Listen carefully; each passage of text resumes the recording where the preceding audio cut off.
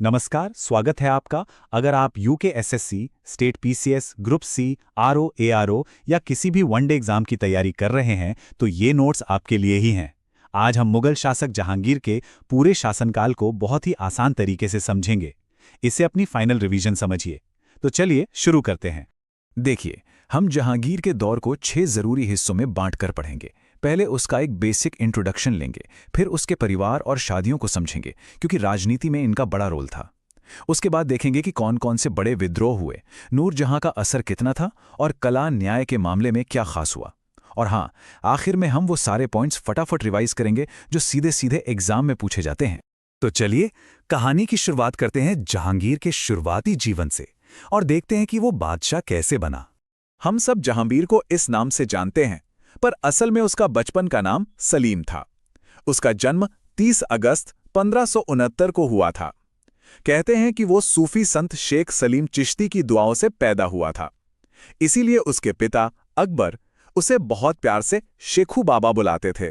अपने पिता अकबर की मौत के ठीक 9 दिन बाद 3 नवंबर 1605 को सलीम आगरा के किले में गद्दी पर बैठा और उसने अपना नाम रखा नूर-उद-दीन मोहम्मद जहांगीर, जिसका मतलब होता है दुनिया को जीतने वाला।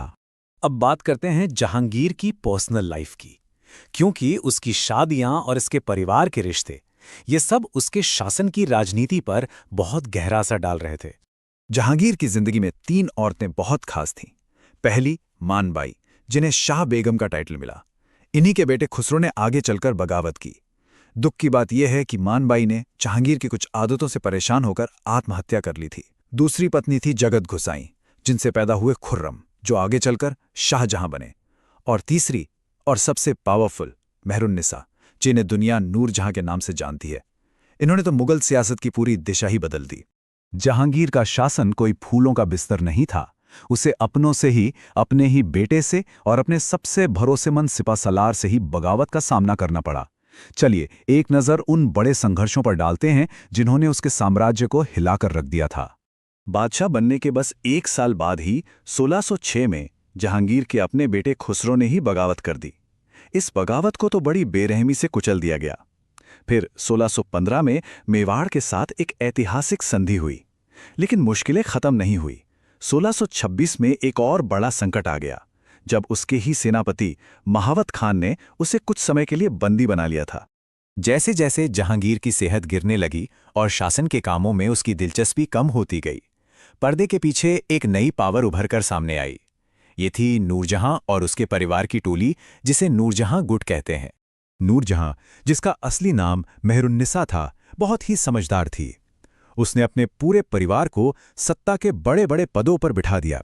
उसके पिता एहतमादुद्दौला, माँ अस्मत बेगम, भाई आसफ खां और दामाद शहरियार, ये सब मिलकर ही जैसे पूरा साम्राज्य चला रहे थे। नूरजहां का दबदबा इतना बढ़ गया था कि उसका नाम शाही सिक्कों पर जहांगीर के नाम के साथ छपने लगा था। अच्छा, इन विद्रोहों और दरबारी राजनीति से हटकर देखें तो जहांगीर के शासन की 3 खास पहचानें हैं। वो है उसकी कला, उसका न्याय का तरीका और अंग्रेजों का आगमन। जहांगीर न्याय को बहुत गंभीरता से लेता था और इसका सबसे बड़ा सबूत थी आगरा के किले में लगी न्याय की जंजीर। सोचिए, सोने की एक जंजीर जिसमें 60 घंटियां लगी थीं। कोई भी आम आदमी उसे बजाकर सीधे बादशाह से न्याय की गुहार लगा सकता था। जहांगीर का कला से कितना लगाव था, ये उसके अपने ही शब्दों से पता चलता है। वो कहता था, मैं किसी भी पेंटिंग को देखकर बता सकता हूं कि उसे किस पेंटर ने बनाया है। मतलब वो कला का कितना बड़ा पारखी था। इसीलिए उसके दौर को मुगल पेंटिंग का सुनहरा दौर यानी गोल्डन एज ऑफ पेंटिंग कहा जाता है। इसी के शासन में अंग्रेजों ने भारत में अपने पैर जमाने शुरू किए। 1608 में कैप्टन हॉकिंस आया। उसे इंग्लिश खान का टाइटल तो मिला, पर व्यापार की इजाजत नहीं मिली। लेकिन 1615 में सर थॉमस रो आया। वो ज्यादा होशियार निकला और कीमती तोहफे देकर जहांगीर को खुश कर दिया और उसने व्यापार करने का अधिकार हासिल कर लिया। यहीं से वो कहानी शुरू हुई जिसने भारत का पूरा भविष्य बदल दिया। तो चलिए अब आते हैं सबसे जरूरी हिस्से पर, एग्जाम स्पेशल फैक्ट्स।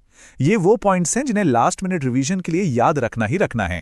जल्दी से इन फैक्ट्स पर नजर डालते हैं। जहांगीर की आत्मकथा तुजुक ए जहांगीरी फारसी भाषा में है। आगरा में जो एतमादुद्दौला का मकबरा है उसे बेबी ताज भी कहते हैं। जहांगीर की मौत 1627 में कश्मीर में हुई और उसका मकबरा लाहौर के पास शाहदारा में है, जिसे नूरजहां ने बनवाया था। तो आखिर में एक सवाल छोड़ जाते हैं। एक तरफ वो कला को प्यार करने वाला और इंसाफ पसंद बादशाह था, तो दूसरी तरफ एक शराबी जिसके राज में दूसरों का बहुत दखल था।